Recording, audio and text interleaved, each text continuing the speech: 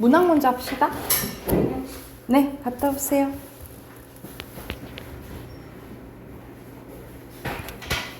문학 56쪽이에요. 6대 할 차례 오늘. 자, 우리 저번 시간에는 이제 고려가요 고전시가의 주제에 대해서 했었고, 여기서는 나오는 태도들에 대해서 나와요. 이거는 이제 고전시가 포함해서 현대시도 포괄해서 이제 얘기한다라고 생각하시면 되고요. 여기서 첫 번째 태도에 대해서 나와 있네. 태도란 화자가 자신이 처한 상황이나 정서에 대응하는 자세라고 보시면 돼요. 그래서 여기서는 크게 태도가 긍정적인 태도, 그리고 부정적인 태도 나와 있다라고 보시면 돼요. 먼저 긍정적인 태도는요, 자신이 처한 상황이나 대상을 좋게 받아들이는 태도, 혹은 안 좋은 상황을 극복하려는 자세를 이제 얘기하는데, 대표적인 게 낙관적. 낙관적은 긍정적이랑 좀 비슷하지만 좀 좋게 생각하는 거, 이렇게 생각하시면 될 것 같아요. 앞으로 일이나 사물을 희망적으로 보는 태도. 예찬적은 찬양 생각하면 돼. 대상 훌륭하거나 좋다고, 그리고 아름답다고, 와, 너 너무 좋아 라고 찬양하는 태도를 예찬적이라고 하고, 그래서 이 예찬적은 고전 시가에서는 그럴 때 나와요. 우리 자연에서 이렇게 놀 때 자연 너무 좋다라고 막 얘기할 때 있지. 그럴 때 이제 예찬적 태도라고 생각하시면 되고, 의지적은 현재 상황을 바꾸거나 무엇인가 이루려고 하는 태도라고 생각하시면 될 것 같아요. 뭐뭐 해보자, 뭐뭐 하자, 뭐 이런 것들이 나오고, 그리고 수용적은 어떤 생각이나 상황 그대로 받아들이는 태도를 얘기하고요. 자, 자연 친화적은 말 그대로 자연을 좋아하고 가까이 하려는 태도가 나와요. 그래서 아까 선생님이 뭐 이런 예찬적인 좀 자주 나온다라고 생각하시면 되고, 성찰적은 자신의 행동과 삶을 돌아보며 반성하는 태도라고 생각하시면 되겠죠. 이런 식으로 나오는 태도들이 전반적인 긍정적인 태도라고 생각하시면 돼요. 그래서 대표적인 예시로 안민영의 매화사가 남아있네. 매화 한번 봐볼게. 어리고 엉성한 매화, 너를 믿지 않았더니, 너라고 표현하네. 그치? 매화를 너라고 표현하면 의인법이에요. 눈 올 때 핀다는 약속을 능히 지켜 두세 송이 피었구나 하면서, 이 추운 겨울날에도 꽃을 피운 이제 매화가 훌륭하다 이제 얘기하는 거야. 촛불을 잡고 가까이 사랑할 때 그윽한 향기조차 떠도는구나 하면서 꽃도 피우고 향기까지 나는 이제 매화를 찬양하는 거예요. 그래서 보통 이제 매화는 양반들이 이제 좋아하고 선비들이 이제 좋아해서 보통 지조와 절개에 대해서 상징을 한다라고 생각하시면 되고, 예로부터 이제 매화를 많이 좀 좋아했다라고 생각하시면 될 것 같아요. 그래서 여기서 드러나는 게 대표적으로 예찬적인 태도라고 보시면 되고, 그 다음에 부정적인 태도 봐볼게. 부정적인 태도는요, 자신이 처한 상황이나 대상을 나쁘게 여기는 자세, 혹은 안 좋은 상황에서 포기하거나 모른 채 하는 자세라고 생각하시면 돼요. 그래서 대표적으로 비관적. 비관은 낙관의 반대라고 생각하면 되겠지. 그래서 앞으로 일이나 인생을 어둡게만 보는 거야. 난 안 될 거야. 난 잘 안 될 거야. 막 이런 식으로 나쁘게만 생각하는 거. 그리고 비판적은 어떤 대상이나 상황이 잘못되었음을 지적하는 거예요. 그래서 보통 문학에서 나왔을 때의 비판은 너 잘못됐어, 이건 안 돼 라고 얘기하는 거라고 생각하면 돼. 근데 비판은 두 가지로 생각하면 돼. 이런 식으로 지적할 수도 있고요. 보통 비판적인 사고를 하라고 하잖아요. 그치? 비판적인 사고할 때는 옳고 그름을 판단하는 걸 생각하면 돼. 그래서 좀 쓰일 때가 다르다 이렇게 생각하면 돼요. 그리고 체념은 포기하는 거죠. 자신이 처한 안 좋은 상황을 개선하려 하지 않거나 소망하던 것을 포기하는 태도를 부정적인 태도라고 생각하시면 될 것 같아요. 밑에 예시가 되게 짧네, 그치? 이성복의 다시 봄이 왔다의 일부분이에요. 기다리던 것이 오지 않는다는 것은 누구나 안다. 안 올 거야. 이렇게 생각하는 거잖아, 그치? 그래서 여기서는 대표적으로 비관적인 태도 또는 약간 체념도 좀 드러난다라고 생각하시면 되겠죠. 그리고 이러한 태도가 드러나는 것이 어조를 통해서 드러날 수 있어. 어조는 말투라고 생각하면 돼. 화자의 특징적인 말투. 말 그대로 여기 나와 있죠? 태도에 따라서 뭐가 달라진다? 화자의 태도에 따라서 어조가 달라진다 라고 생각하시면 될 것 같아요. 그래서 첫 번째, 담담한 어조입니다. 담담한 거는 말 그대로 감정의 기복이 그렇게 크지 않는 거예요. 차분하고 평온한 느낌을 주는 어조입니다. 그리고 두 번째, 단정적인 어조. 단정적인 어조는 딱 잘라 판단하고 결정하는 느낌으로 약간 확신에 찬 어조라고 생각하시면 돼요. 그래서 보통 뭐뭐 한다 이런 어미를 통해서 단정적인 어조가 드러난다 하거든요. 그래서 약간 확신에 찬 어조를 단정적인 어조라고 한다라고 보시면 되고, 독백적인 어조는 혼잣말 하는 거예요. 화자가 혼잣말 하는 것처럼 자신의 마음을 읊조리는 어조. 그리고 애상적은, 여기 애자가 슬플 애자예요. 슬픈 마음과 가슴 아파하는 것이 드러나는 어조라고 생각하시면 되고요.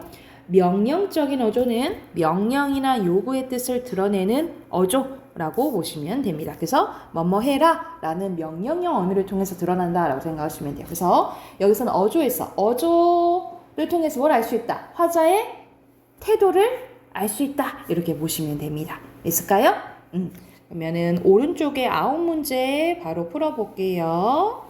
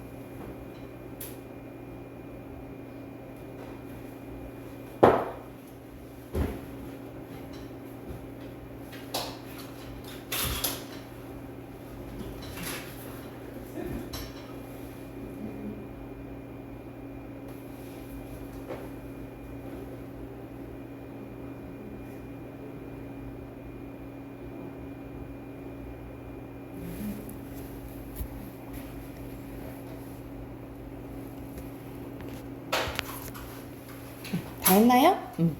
자, 여기서는 푸른 산은 어찌하여 영원히 푸르며 흐르는 물은 또 어찌하여 밤낮 그치지 않은가. 우리도 그치지 말고 언제나 푸르게 살리라. 그래서 푸른 산이랑 흐르는 물처럼 살자 이 말이잖아. 그치? 좋은 거니까 예찬죠. 그리고 이렇게 삽시다 라는 의지적인 태도가 드러나 있다라고 보시면 되고요. 자, 보면은 바람이 어디로와 불어와 어디로 불려가는 것일까? 바람이 부는데 내 괴로움에는 이유가 없대. 얘는 지금 괴로워하고 있는 거였지? 내 괴로움에는 이유가 없을까? 단 한 여자를 사랑한 일도 없었고 시대를 슬퍼한 일도 없었대. 그래서 괴로운 걸까? 이렇게 얘기를 하는 거잖아요. 그렇죠? 그래서 여기서는 반성하는 성찰적인 태도 드러나고, 여기서 윤동주는 일제강점기 때 사람이에요. 그래서 보통 이렇게 반성하고 성찰하는 시를 많이 썼다라고 기억해 두시면 돼요. 그리고 윗글에는 혼잣말한데, 혼잣말하면 독백죠? 어조라고 했죠. 그리고 오른쪽에는 정지용의 유리창입니다.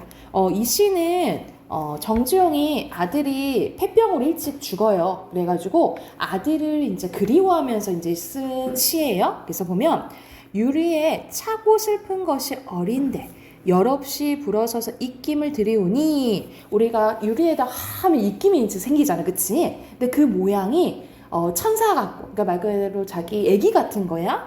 그래서 길들인 양 언날개를 파닥거린대. 그래서 고운 폐혈관에 찢어진 대로 너는, 우리 하면은 여기서 감탄사 나오면 영탄법이고, 너는 산새처럼 지규범 날아갔구나, 너 그렇게 가버렸구나 하면서 여기서는 그 아이를 그리워하는 시라고 보시면 돼요. 그래서 여기서는 체념적인 거 전혀 아니고 가슴 아파하는 거 맞겠죠. 그렇죠? 오예요.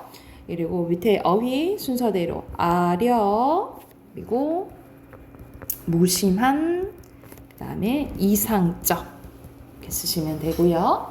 앞으로 가서 시 2개 볼 건데, 자, 배경이 다 일제강점기라고 생각하시면 돼요. 첫 번째 백석의 수라라는 이제 작품인데 여기서 수라는 우리가 그 불교적 용어로 아수라에서 막 말 그대로 혼란한 상태 있죠. 우리 여기서 아수라장이다 이런 말 쓰잖아. 그때 수라거든요. 그래서 흐트러지고 어지러 있는 상태를 수라라고 해요. 그래서 왜 수라라고 했는지 한번 봐볼게. 그리고 백석은 어떤 시를 좀 많이 썼냐면 우리가 일제강점기 때는 말 그대로 일본의 침입 때문에 우리나라에 살기가 어렵잖아, 그치? 그래서 아예 일본으로 가는 사람도 있었고, 뭐 러시아로 가는 사람도 있었고, 아니면 이제 중국으로 이렇게 가는 사람들이 있었단 말이죠. 그래서 우리 민족들이 또는 뭐 작게 말하면 가족들이 헤어지는 경우가 있었어요. 그래서 가족 공동체가 해체되는 경우가 있었단 말이죠. 그래서 이런 해체된 게 다시 모여서 화목하게 살았으면 좋겠다. 이런 시를 좀 많이 썼다라고 생각하시면 돼요. 이해됐을까요? 그러면은 어떤 내용인지 한번 봐볼게. 자, 거미가 나와요. 거미 새끼 하나가 방바닥이 내려 있는 것은 나는 시적 화자가 직접적으로 나타나 있네요. 아무 생각 없이 나는 별다른 생각 없었어. 처음에는 무심해요. 여기서는 감정 변화가 중요하거든요. 처음에는 무심해요. 그래서 문 밖으로 쓸어버렸다. 문 밖으로 보내버린 거야. 근데 밖은 어떠냐면 차디찬 밤이야. 우리가 보통 밤은 다 그런 건 아니지만 보통 부정적인 거 의미하잖아. 그치? 근데 그냥 밤도 아니고 차디찬 밤이야. 그러니까 밖에는 좋은 상황, 안 좋은 상황. 안 좋은 상황을 의미하는 거야. 그래서 여기서는 시대적으로 봤을 때는 일제강점기 때라고 생각하시면 돼요. 부정적인 현실 고로 일제강점기 때라고 생각하시면 될 것 같아요. 어니젠가는 밑에 어느 사이엔가 라고 나와 있어. 어느 사이엔가 새끼 거미 쓸려간 곳에 누가 왔어요? 큰 거미가 왔대. 약간 엄마일 수도 있고 아빠일 수도 있겠지, 그치? 그래서 나는 가슴이 짜릿해요. 헐, 둘이 헤어진 건가? 이렇게 감정 변화가 이렇게 생겨요. 나는 또 큰 거미를 쓸어 어디로 버려버려요? 문 밖으로 버려버려요. 그래서 이 문 밖은 어떤 공간이라고 보시면 되냐면 이 거미 가족들이 만날 수 있는 공간이라고 보면 돼. 거미 가족이 만날 수 있는 공간이 문 밖이라고 보시면 돼. 그래서 문 밖으로 보내져 버려. 가족 만나라고. 찬밖이라도 새끼 있는 대로 가라면 어떻게 했대? 나는 서러워했대요. 그래서 이렇게 감정 변화가 계속 나와요. 이렇게 해서 아린 가슴, 뭐 속상하잖아. 이 가족들이 거미 가족이 이제 헤어져서 이 아린 가슴이 싹기도 괜찮아지기도 전이다. 어디에서 좁쌀만한 한 날에서 갓 깨인 듯한 발이 채 서지 못한 무척 작은 새끼 거미가 이제 완전 애기가 와요. 이번엔 큰 거미가 없어진 곳으로 와서 막 아물거렸대, 움직였대. 나는 그래서 너무 속상해. 가슴이 메인 듯하다. 이렇게 계속 감정 변화 나오죠. 내 손에 오르기라도 하라고 나는 손을 내어 미나 분명히 울고불고 할 이 작은 것을 나는 무서우이 달아나 버리며 나를 또 뭐하게 한대? 더 서럽게 한대. 나는 이 작은 것을 고이 보드러운 촉각적 심상 나왔죠, 그쵸? 종이에 받아 또 어디로 보내져 버려?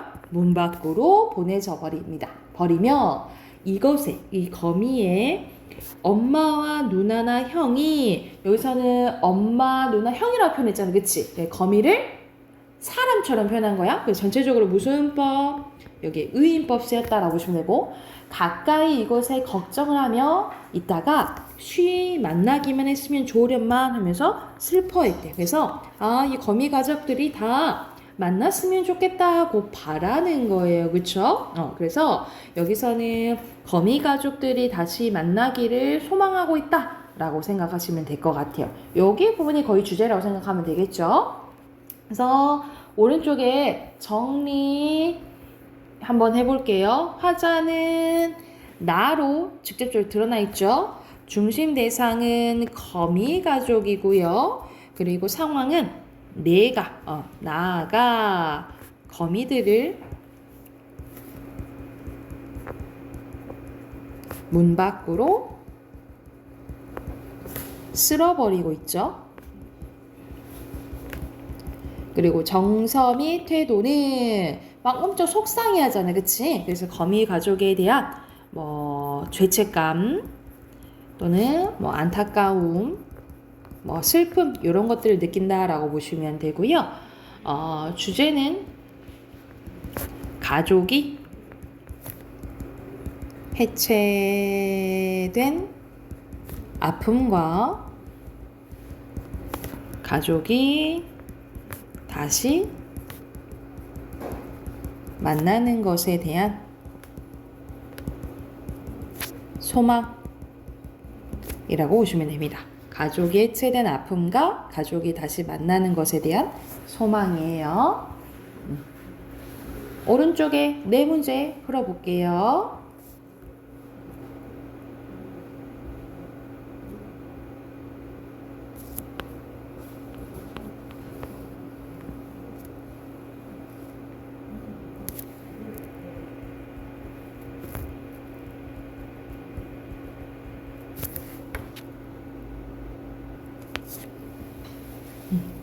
자, 순서대로 거미 문밖이죠. 2번에 알맞지 않은 것은 5번.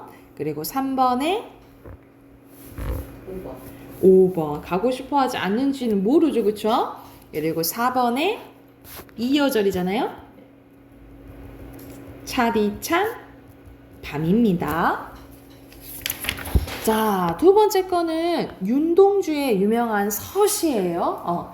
그래서 여기서는 윤동주 쌤 아까 잠깐 얘기했잖아. 윤동주는 되게 반성하는 시를 많이 썼다 그랬지, 그치? 그래서 요것도 약간 그 같은 맥락에 생각하시면 돼요. 자, 바로 봐볼게. 총 2연으로 되어 있는데 죽는 날까지 하늘을 우러러 한정 부끄러움이 없기를. 나는 하늘을 우러러서 부끄러움 없는 삶을 살았으면 좋겠다라고 보는 거야. 그래서 하늘을 위해서 우리 다 지켜보잖아, 그치? 그래서 여기서 하늘은 그걸 판단해준, 부끄러운 삶을 사는지 안 사는지 그걸 판단해주는 윤리적 판단의 기준이 된다라고 보시면 돼요. 그래서 자기는 하늘 우러러 부끄러움이 없는 삶을 살았으면 좋겠다라고 바라는 거야. 잎새이는 바람에도, 이 잎새가 우리 잎새도 힘탱아리 막 이렇게 강한 존재는 아니잖아, 그치? 이걸 조금 이는 바람에도 조그만한 갈등에도 나는 지적하자 직접적으로 나타나 있고요. 괴로워했대. 여기서는 했다 과거형이에요. 그래서 여기까지를 과거로 보시면 돼요. 여기까지는 과거야. 그런데 나는 별을 노래하는 마음으로. 별은 우리가 하늘에 있잖아요, 그치? 우리가 보통 다 그런 건 아니지만 우리 하늘은 이렇게 올려다보는 거예요. 그리고 거기에 있는 존재, 해나 달이나 그리고 특히 별은 반짝반짝 빛나잖아요, 그치? 그래서 여기서 별은 내가 바라는 뭐 희망적인 것, 그리고 궁극적으로 바라는 이상, 꿈 이런 것들을 의미한다라고 보시면 돼요. 그래서 별을 노래하는 마음으로 그래도 나는 뭐 해야지? 모든 죽어가는 것을 사랑해야지 라고 다짐을 해요. 모두 죽어갈 수 있다라는 것은 고로 뭘 가지고 있다는 소리지? 죽을 수 있다라는 것은 그걸 생각해보면 뭘 가지고 있다는 거야? 뭘 가지고 있어야 죽을 수 있는 거지?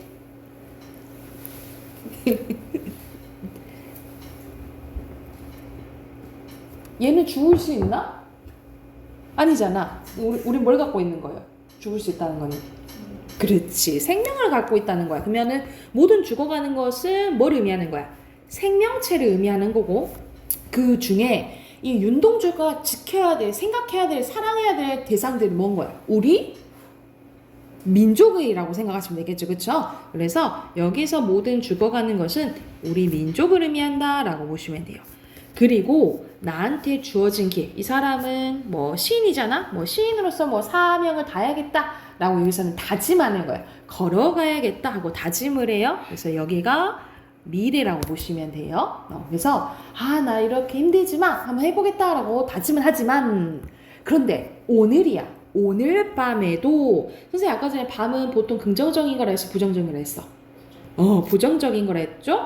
그래서 별이 바람에 스치운대. 그래서 나는 할 거야. 하긴 하겠지만 현실은 녹록지 않은 거예요. 그래서 여기서 오늘 밤은 시대적으로 보면 일제강점기를 의미하고 그런 나의 이런 다짐이 이루어지기는 쉽지는 않다라는 걸 나타낸다라고 보시면 돼요. 그래서 바람에 스치운다 이런 실험 고난은 조금 있을 거다라는 내용입니다. 그래서 여기가 현재 부분이라고 보시면 돼요. 그래서 화자는 나로 직접적으로 나타나 있고요. 중심 대상은 별, 그리고 상황은 화자는 자신의 삶을 되돌아보며 부끄러움 없는 삶을 살겠다고 다짐하고 있습니다.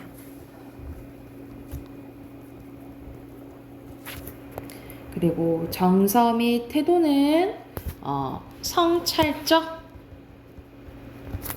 의지적으로 볼게요. 그리고 주제 어두운 현실 속에서의 부끄러움 없는 순수한 삶에 대한 소망과 의지예요. 어두운 현실 속에서의 부끄러움이 없는 순수한 삶에 대한 소망과 의지가 드러난 시입니다. 오른쪽에 또 네 문제 있네요. 또 바로 풀어볼게요.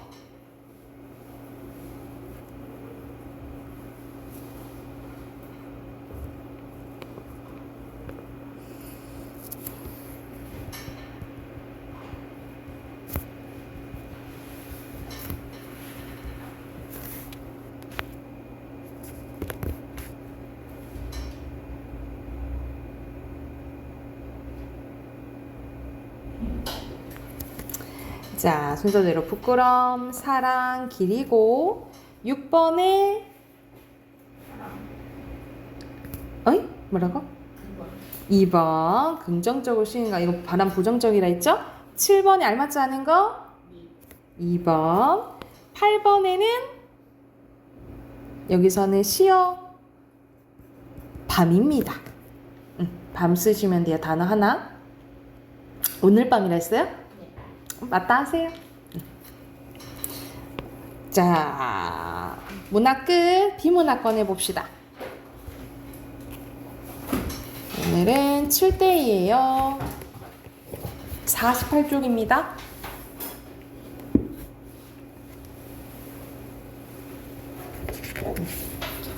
먼저 문제 풀어보고 중심 문장이랑 핵심을 봐볼게요. 자, 48쪽부터 가봅시다. 여기서는 태극기에 담긴 의미가 자세히 나와 있네요. 그죠? 우리나라 국기는 태극기라고 부른다. 우리는 3.1절과 또 국경일, 국군의 날 등의 기념일 등의 태극기를 개항하는데요. 태극기 말 그대로 다는 거죠. 태극기는 흰 바탕에 한가운데 붉은빛과 푸른빛으로 이루어진 원을 두르고 네 모서리에 검은 선들이 놓인 모양으로 구성되어 있는데 이것은 어떤 것을 의미하는 걸까? 의문 제기했네, 그치? 그래서 여기서는 마지막 문장보다는 태극기를 조금 설명해주는 요 문장을 중심 문장으로 볼게요. 그리고 핵심어는 태극기고요. 태극기의 흰 바탕은요, 맑음과 순수, 그리고 전통적으로 평화를 사랑하는 우리의 민족성을 나타냅니다. 우리 가족이, 여기 문단 표시 잘못했네. 여기 4, 5겠네. 문단 표시 잘못했어요. 자, 우리 민족이 과거에 흰옷을 즐겨 백이 민족에 불렸던 것을 고려하면 이 흰색은 우리의 민족과 아주 가까운 색으로 볼 수 있겠죠. 그래서 여기서는 흰 바탕에 대한 의미 설명이네요. 핵심어 흰 바탕이고요. 태극기의 정 가운데 붉은 빛과 푸른 빛으로 구성된 모양 문양을 태극 문양이라 하는데요. 이것은 음양의 조화를 상징하는데 붉은빛은 양을 그리고 푸른빛은 음을 상징한다고 합니다. 이는 우주의 만물이 음양의 상호작용에 생기고 발전한다는 대자연의 진리를 형성한 거다. 그러니까 눈에 보이게 표현한 거다. 이렇게 보시면 되겠죠. 그래서 여기서는 음양의 말 그대로 태극 문양이 의미하는 거는 요 마지막 문장으로 볼게요. 그리고 핵심어는 태극 문양이고요. 마지막으로 네 모서리 있는 검은 선들을 사괴라고 부르는데 이는 음과 양이 서로 변화하고 발전하는 모습을 선들의 조합을 활용해 나타난 것입니다. 그래서 왼편 위에 있는 것을 건괴라고 하는데 이것은 하늘을 상징하고요. 오른편 아래에 있는 것은 곤괴는 땅을, 오른편 위쪽에 있는 감괴는 물을, 왼편 아래에 있는 이괴는 불을 상징한대요. 그래서 이거를 뭐라 부른다는 거야? 건곤감리라고 부르며 이 개는 태극 문양의 중심으로 조화를 이루고 있습니다. 그래서 여기서는 음양의 서로 다른 발전 모습, 그러니까 조화를 나타낸 거라고 생각하시면 되겠죠. 뭐가? 요 사계가. 태극기는 우리 선조들이 중요하게 생각했던 조화의 가치가 담겨져 있습니다. 또한 태극기는 우주와 더불어 끊임없이 창조와 번영을 추구하는 우리 민족의 이상을 품고 있습니다. 그러므로 태극기를 함부로 다루거나 태극기에 담긴 뜻을 잊어서는 안 된다. 태극기에 담긴 의미를 생각하며 이번 국경일에는 내가 먼저 태극기를 달아보는 것이 어떨까? 라는 내용이네요. 그래서 여기서는 조화의 가치가 담겨져 있다라는 내용이에요. 태극기에 1번에 태극기, 2번에 적절한 거 2번이고요. 3번에 알맞지 않은 것은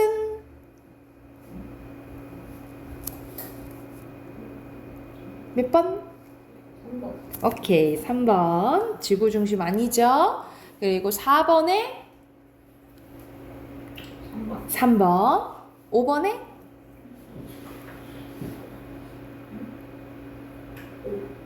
5번입니다. 의미 변화 안 했죠, 그죠? 됐을까요? 오케이, 두 번째로 넘어갈게요. 아까 이제 들었던 사계에 대해서 나오네요. 이탈리아를 대표하는 작곡가로 많은 사람을 꼽을 수 있겠지만 그 중에서 우리에게 가장 친숙한 사람은 아마도 안토니오 비발디입니다. 바이올린 연주자이기도 했던 그가 작곡한 대표적인 바이올린 협주곡은 사계가 있는데요. 사계는 그래서 여기서는 마지막 문장을 중심으로 보고 핵심어는 안토니오 비발디예요. 사계는 말 그대로 사계절을 노래하고 있는 바이올린 협주곡인데요. 본래 화성과 창의 시도라는 협주곡집의 일부로 만들어졌으나 사계절을 묘사한 앞에 네 곡이 자주 연주되면서 앞에 네 곡을 따로 떼서 사계라고 부르게 되었대. 그래서 각각 봄, 여름, 가을, 겨울이라는 제목이 붙어있고 각각 3악장씩 있대요. 그래서 여기서는 사계에 대한 설명 첫 번째 문장이 중심 문장이고 핵심어 사계고요. 사계 중 봄은 싱그러운 햇살과 작은 새들의 지저귐, 얼음이 녹은 시냇가에서 물이 솟는 모습을 묘사하여 봄이 오는 기쁨을 노래했고요. 또 여름은 천둥과 번개를 묘사하며 시작하는데 가뜩이나 더운 날씨에 모기들이 사람들에게 달려드는 모습을 표현함으로써 무덥고 지루한 여름날의 모습을 그리고 있고요. 그리고 가을은 수확을 기뻐하는 농부와 화창한 가을 날씨, 그리고 가을날 사냥을 즐기는 모습과 마을 사람들의 춤과 노래 등을 통해 가을의 계절임을 드러내고 있고, 그리고 겨울에서는 눈과 바람을 통해 추위와 차가움을 표현했고, 마지막 부분은 이렇게 매서운 겨울도 봄에게 자리를 내어준다는 것을 표현하고 있습니다. 이처럼 하고 여기서 이제 포괄한 정리하는 문장이네. 계절의 변화를 음악으로 표현하고 있다는 점에서 사계는 음으로 그려낸 풍경화라고 볼 수 있대요. 알시면 당연히 사계겠죠? 그럼 아까 들었던 부분은 봄, 여름, 가을, 겨울 중에 어디에 해당될까? 뭐요? 아까 승장이 들었던 부분. 네개 다 나올걸요? 근데 그 들었던 부분은 뭐야? 되게 밝았던 것 같은데? 다 나왔어요. 어디요? 아까 들었던 거는 일부분 아니었어? 이거 딴따라라 여기가 앞장 하면은 그거 아, 출시 나오는데. 아 그랬어? 이거 봄이죠? 네. 다른 여름도 있어? 여기가 여름? 가을? 네. 바로바로 넘어가네? 겨울? 네. 짜잔. 뭐가 제일 좋은 거 같니?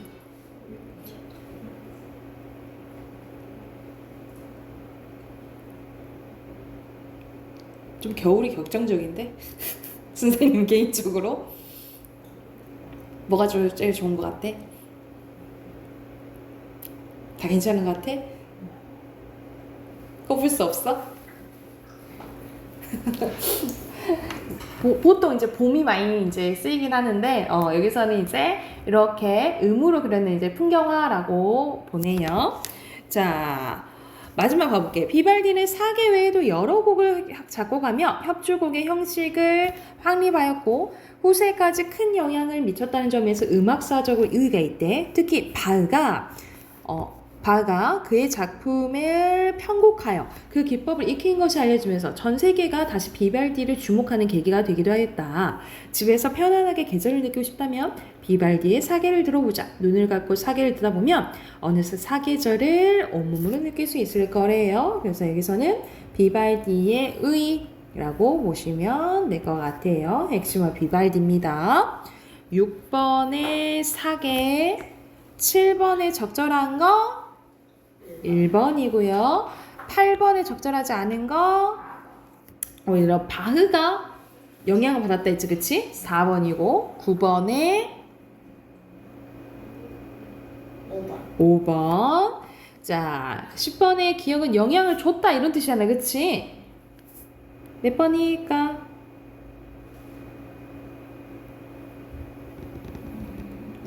약간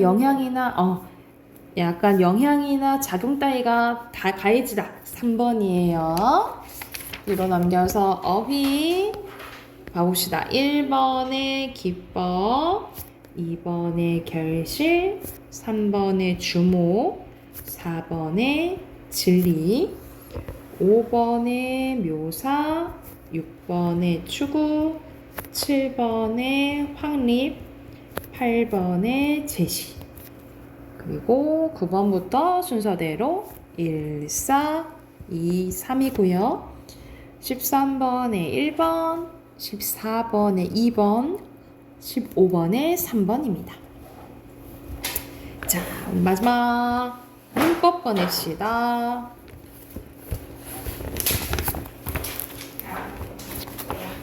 자, 53쪽? 53쪽이에요. 우리 이제 품사가 거의 이제 끝나가요. 이제 오늘 아마 품사가 끝나는데, 자, 두 가지 남았어요. 크게 수식어과 독립어이 남았어요. 자, 수식어는 다른 말을 꾸며주는 말이에요. 그래서 수식어는 두 가지가 있는데, 먼저 나오는 뭐 있어요? 관형사입니다. 관형사는 뭐 꾸며주는 말? 체언 꾸며주는 말이에요. 체언에는 뭐가 있는데? 명사, 대명사, 수사. 그렇지. 그걸 꾸며주면 뭐라 생각하면 돼? 관형사라고 생각하시면 돼요. 자, 전체적인 특성은 문장에 쓰일 때 형태가 변하지 않아요. 그 말 그대로 불변어. 그리고 안 붙는 게 있는데 뭐랑 안 붙어? 조사랑 결합해 쓰지 않는다라고 보시면 돼요. 조사가 결합하지 않는 게 두 가지 있다 했잖아. 관형사랑 뭐 안 붙나 했죠? 조사가 결합하지 않는 게 두 가지 있다 했어. 관형사랑 감탄사. 그치. 감탄사랑 결합하지 않는다고 했어. 자, 관형사는 종류가 크게 세 가지 있거든요. 근데 여기에 정리가 안 돼 있네. 자, 종류가 추가로 쓸게요. 세 가지가 있어요. 첫 번째는 성상형 관형사예요. 성상관형사는 말 그대로 성질이나 상태 얘기하는 거야. 예를 들어서 새집, 헌집 이런 것들 있죠. 그래서 의미가 있는 걸 성상관형사라고 하고, 그리고 지시관형사 대표적인 게 이, 그, 저 생각하시면 돼요. 가리키는 말. 이 집, 저 집, 그 집 이런 식으로 가리키는 말. 그리고 수관형사가 있어요. 말 그대로 한 개 했을 때 이 한이 개 꾸며주잖아. 이때 한이 수관형사라고 보시면 되겠죠. 그래서 선생님이 관형사랑 수사 구별하는 거 알려줬잖아. 그치? 그래서 관형사에는 종류가 세 가지가 있어요. 성상관형사, 지시관형사, 수관형사. 그래서 여기서 봐봐. 이게 성상, 이건 수예요. 성상, 수, 관형사. 수관형사겠죠? 그리고 요거는 지시관형사겠죠. 이런 식으로 구별할 줄 아시면 되고요. 뒤로 넘겨서 부사 가볼게요. 부사. 자, 부사는 앞에서 관형사는 체험 꾸며준다 했죠. 그쵸? 근데 부사는 그 외의 것들을 다 꾸며주는 거라고 생각하시면 돼요. 근데 주로 뭐 꾸며준다? 용언 꾸며준다 나와있네. 용언은 뭐였죠? 두 가지? 네? 용언에는 두 가지 뭐 있었죠? 품사가? 동사랑 형용사. 동사랑 형용사 꾸며주는 게 부사라고 보시면 되고, 그 외에도 다른 부사를 꾸밀 수도 있고 문장 전체도 꾸며줄 수가 있어. 그래서 말 그대로 체험 이외의 것들을 꾸며주면 부사 이렇게 생각하시면 돼요. 자, 문장에서 쓰일 때 형태가 안 변해. 이것도 불변하고요. 홀로 쓰이는 경우가 많으나 얘는 조사랑 결합 가능해요. 특히 뭐랑 결합하냐면 이런 보조사랑 결합 가능하다라고 보시면 되고, 용언 외에도 다른 부사 꾸밀 수도 있고요. 체언 꾸밀 수도 있고요. 문장 전체를 꾸밀 수도 있어. 봐봐. 이건 용언 꾸미는 거, 이거는 관형어 꾸미는 거, 이거는 부사 꾸미는 거, 요건 체언 꾸미는 거예요. 선생님, 체언 꾸미면 관형사라고 한다면서요? 앞에서 그랬잖아, 그치? 근데 이건 예외적으로 바로가 사실 이렇게 명사를 꾸며주긴 하지만 여기서 명사를 꾸며주긴 해요. 근데 바로는 바로 앉아, 바로 서 하면서 부사의 역할이 더 커요. 그래서 여기서는 예외적으로 체언을 꾸며주는 거지, 이 바로를 관형사라고 안 보고 그냥 뭐라고 한다? 부사라고 본다. 그러니까는 뭐 예외적으로 체언을 꾸며주는 부사 이렇게 생각을 하시면 돼요. 이해됐을까요? 그래서 여기서는 체언 꾸며준다고 해서 관형사라고 안 본다고 부사라고 봐요. 그리고 과연은 문장 전체를 꾸며주는 부사입니다. 그래서 부사는 이런 식으로 많은 역할을 하는데요. 종류도 그래서 많아요. 종류를 한번 봐보면 종류는 크게 어떻게 나뉘어지냐면 성분부사와 문장부사로 나뉘어집니다. 크게 두 가지로 나뉘어져요. 성분부사와 문장부사로 이제 나뉘어지는데, 자, 성분부사는 한 가지 성분을 꾸며주는 거야. 그래서 크게 세 가지로 나와 있네요. 성상부사, 아까 선생님 성상 관형사도 있잖아. 성상은 상태나 성질 꾸는 거야. 그리고 가리키는 지시부사, 그리고 부정부사가 있어요. 특히 지시부사는 잘 봐야 되는 게 가리키는 거 말고도 시간을 나타내는 것도 포함이 돼요. 그래서 크게 세 가지, 성상, 지시, 부정부사가 있는데, 부정부사는 두 가지밖에 없어요. 안못을 부정부사라고 합니다. 근데 여기서 더 좀 알아야 될 게, 추가적으로 우리 멍멍을 소리를 흉내내는 말을 의성어라고 하잖아요. 그쵸? 그것도 다 부사거든요. 그래서 그걸 의성부사라고도 얘기하고, 모양을 흉내내는 말을 뭐라 하죠? 의태어라고 하죠. 그거는 의태부사라고 해요. 근데 이렇게 각각 성상, 지시, 부정, 의성, 의태 다섯 가지를 보기도 하고, 이렇게 안 나와 있으면 의성, 의태부사 그냥 성상에 속한다 이렇게 생각하시면 될 것 같아요. 그래서 의성어랑 의태어도 다 뭐다? 부사다 라고 생각하시면 돼요. 다 부사예요. 그리고 문장부사는 또 두 가지로 나뉘어져요. 인물의 심리나 태도를 나타내는 양태부사, 그리고 단어와 단어, 문장과 문장을 이어주는 접속부사로 나뉘어집니다. 그래서 아까 전에 왼쪽에 이런 것도 있죠. 과연, 설마, 제발 이런 것들 약간 이제 생각이 약간 들어가면 양태부사, 우리가 또한, 및, 그리고, 그러나, 그러면 이건 이어주는 말이잖아. 그치? 이건 영어에서는 접속사라 배웠잖아. 그쵸? 근데 우리말에서는 접속사 없어. 접속? 부사예요. 그래서 접속 부사라고 생각하시면 돼. 다 부사라고 생각하면 돼. 그래서 좀 종류가 많죠? 다시 한번. 크게 부사는 성분부사랑 문장부사로 나뉘어지고, 성분부사에 뭐 있어? 성상, 지시, 부정. 그리고 문장부사에는 양태와 접속부사로 나뉘어진다라고 생각하시면 돼요. 이해됐을까요? 그러면 우선 56쪽까지 한번 풀어볼게요.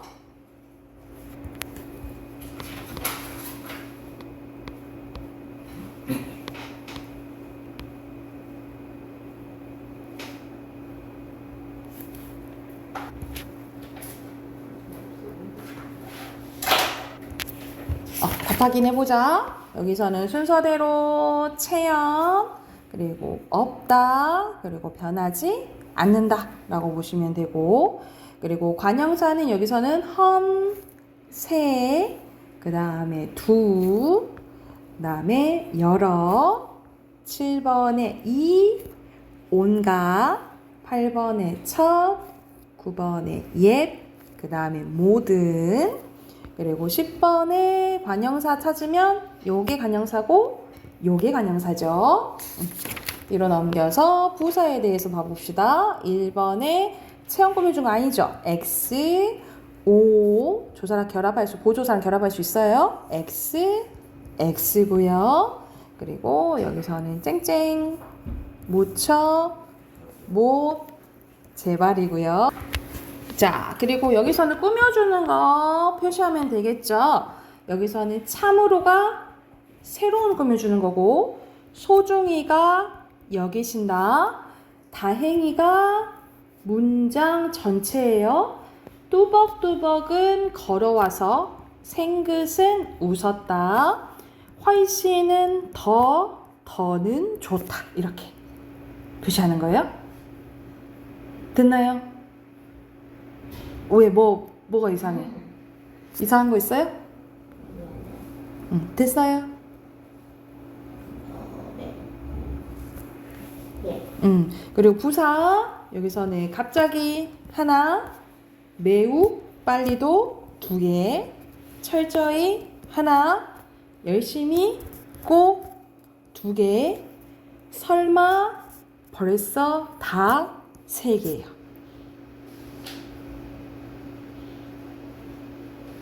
됐나요? 여기서 왜 그는 아니까? 아까 그 동그라미 쳤던만, 그치? 지웠어. 지웠어? 잘했어. 그리고 밑에 빈칸 관형사, 그리고 꾸며, 활용, 그리고 부사고요. 자, 온 관형사, 펑펑 부사, 어떤 관형사, 가장 부사, 그리고 온갖 관형사, 다 부사, 결국 또 부사, 그리고 새 관형사, 재빨리 부사예요. 그리고 마지막 우리 감탄사 하면 끝나요. 우리가 독립원에는 감탄사 하나 있는데, 자, 말하는 사람이 놀람, 느낌, 부름, 대답을 나타내는 거예요. 여기 특성 바로 봐보면 불변어죠. 그리고 문장에서 다른 단어와 관계를 맺지 않고 독립적으로 쓰인다라고 보시면 돼요. 그리고 생략을 해도 상관이 없고 문장에서 위치도 비교적 자유롭다라고 생각하시면 돼요. 이러면 이제 우리 말했던 구품사 끝나요. 안 했어. 57쪽부터 문제 쭉 한번 풀어봅시다.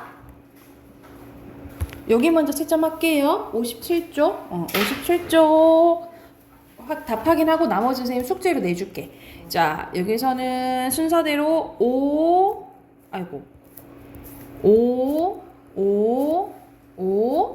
X, X고요.